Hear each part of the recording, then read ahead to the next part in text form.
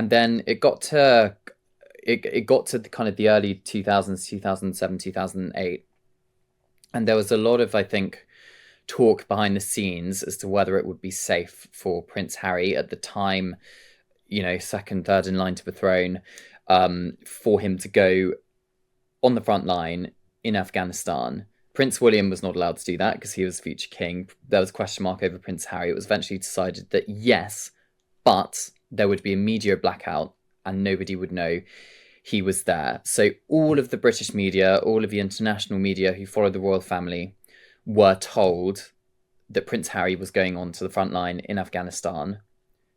And the agreement was that there's a media blackout on this. No one is going to run the story for Prince Harry's safety. In exchange for, when he does finish the tour, then we can talk about it, and you'll be given loads of access to pictures or copy or whatever. Unfortunately for Prince Harry, an Australian magazine published that he was serving on the front line, and he had to regrettably be pulled out early from that tour for his own safety. And he speaks about it in his memoir Spare, just how angry he was that had happened. And I think that was perhaps one of the nails in the coffin in terms of Prince Harry's relationship with the media. Understandably so, he was incredibly frustrated, didn't want to leave his team. But it was when he was being flown back that he was accompanying wounded and also coffins of soldiers who had been killed in Afghanistan, which sparked in his mind the Invictus. But Svar, what do you make of Harry's kind of feelings, but being pulled out of that first tour of Afghanistan must have been so hard for him? Yeah, I mean, Harry's on record as saying it was something that infuriated him and it deeply hurt him as well.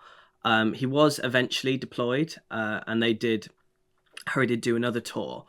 But as you said, I think that moment was a real damaging blow in his relationship with the media.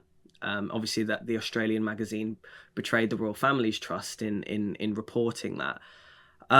And since he's kind of stepped away from the army, he's always held veterans and their rehabilitation as one of his key goals. His work with the Invictus Games is something that obviously started in 2014 when he was a working member of the royal family, and is ongoing to this day, even though he has stepped away from the royal family.